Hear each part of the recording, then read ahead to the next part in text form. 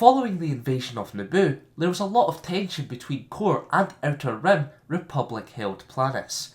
Years of government corruption and poor decisions did not mix well with recent taxing of trade routes on poor star systems. Eventually, many worlds decided that it was time to turn their backs on the Republic, who they saw only changing if radical action was taken. Some star systems belonging to the Republic began to rebel. They formed a group known as the Secessionist Movement. Led by the former Jedi Count Dooku, who was secretly a Sith Lord, the group rallied thousands of star systems together in a rebellion against the Republic. This was the birth of the Confederacy of Independent Systems.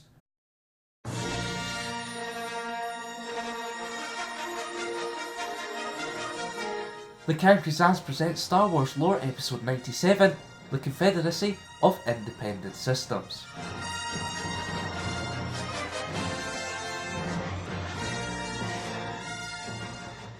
During its early days, Count Dooku attempted to secure the loyalty of key worlds in the galactic south so to aid the CIS's cause. The Count also appointed trustworthy advisors to stand by his side. The Republic quickly began to take notice of the CIS as more and more star systems were leaving them to join the opposition. This sparked discussions on Coruscant about the creation of a Republic army, a force that would safeguard the citizens of the Republic. Senator Padme Amidala led the opposition to the Military Creation Act, and because Palpatine needed the Republic to use an army, Dooku ordered the assassination of Amidala. 2 attempts both failed. However, a saber dart used following the second try led Jedi Obi-Wan Kenobi to Kamino. There he uncovered a cloning facility where countless clone troopers were being bred for Republic military use. After reporting his findings to the Jedi Council, Kenobi pursued bounty hunter Jango Fett. The Jedi followed Fett to Geonosis, and there he discovered that the CIS were secretly backed by corporate giants who were funding the creation of a massive droid army. Shortly after, Obi-Wan was captured. Although his Padawan Anakin Skywalker and Senator Amidala attempted to rescue the Jedi, they both were captured also. The 3 were sentenced to death in the Petronaki Arena, whilst Dooku and the Separatist leaders looked on.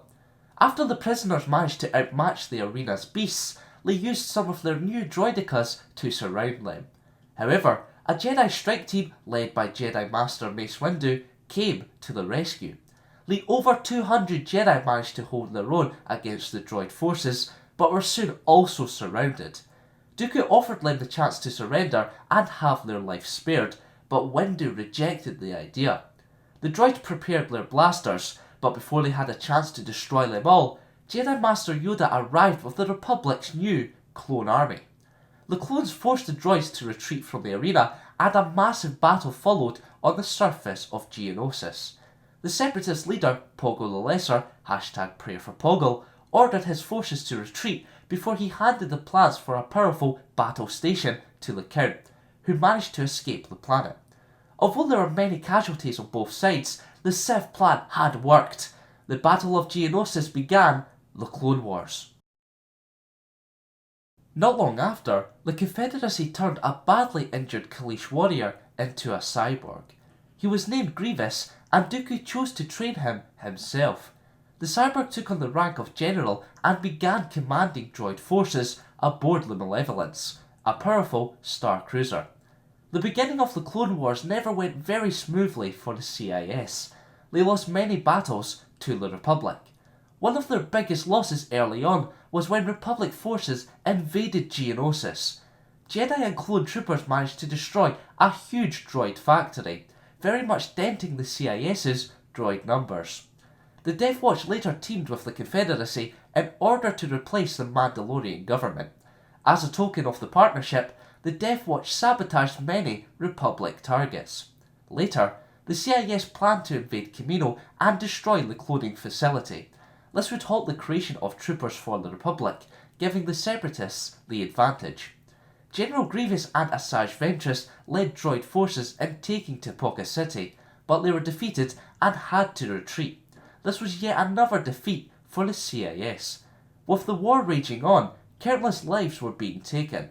This drove the Republic to holding peace talks with the Separatists. However, talks broke down and the Clone Wars continued. Nearing the end of the wars, the Jedi Council coordinated assassination attempts on Count Dooku so to end the conflict. They sent Quinlan Vos to recruit and work with the Count's former dark acolyte, Asajj Ventress. The first attempt failed, so the two tried again during the Second Battle of Christophsis. Fortunately for the CIS, Dooku managed to survive and was able to kill Ventress in the process. Not long after, the Confederacy began to lose many of their strongholds to the Republic. In response to this, Dooku launched an attack on Coruscant. General Grievous managed to kidnap Supreme Chancellor Palpatine, and so a massive naval battle took place above the planet. Kenobi and Skywalker were tasked with rescuing Palpatine. After navigating through the battle, the two boarded the Invisible Hand. The Jedi eventually found the Supreme Chancellor. However, the Count confronted them. Not long into a lightsaber duel, the secret Sith Lord knocked out Kenobi. This left Skywalker to face Tyrannus alone.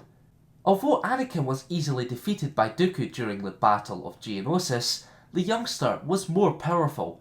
Not before long, the Jedi had Tyrannus on his knees and unarmed. Although Skywalker wanted to take the Separatist leader into custody, he was persuaded to behead Dooku by Palpatine. Not only did Darth Sidious lose his apprentice here, the CIS lost their leader. General Grievous then became the leader of the Confederacy and had fled the Battle of Coruscant to Utapau. The cyborg hid on the planet alongside the Separatist Council until the Republic became aware of their presence on the planet. Shortly after Obi-Wan arrived on Utapau, Darth Sidious sent the Separatist leaders to the Mustafar system so to safeguard them. Not long after, the Jedi engaged General Grievous in a lightsaber duel. Although the cyborg seemed to have the upper hand, Kenobi used Grievous's blaster to shoot him through the gutsack. In a short period of time, the CIS had lost both Dooku and Grievous. Although the Confederacy was slowly imploding, droid forces mounted an assault on the Wookiee homeworld of Kashyyyk. Just as Sidious planned, the CIS lost to the Republic on Kashyyyk. Yet another blow to them. To end the Separatists once and for all, Palpatine sent his new apprentice, Darth Vader, to Mustafar. Although the leaders were promised peace, Vader struck every single one of them down. #Prayer for Poggle. Shortly afterwards, he shut down the entire droid army, officially ending the Clone Wars. The Galactic Empire, formerly the Galactic Republic, spent 4 years afterwards destroying remaining Separatist holdouts. In addition, the Empire later wiped out the majority of the Geonosis population, formerly a major Separatist world, of course. The Empire used the CIS as a propaganda tool, claiming that the Clone Wars was caused by the Separatists. Although the Confederacy was defeated, its legacy lived on.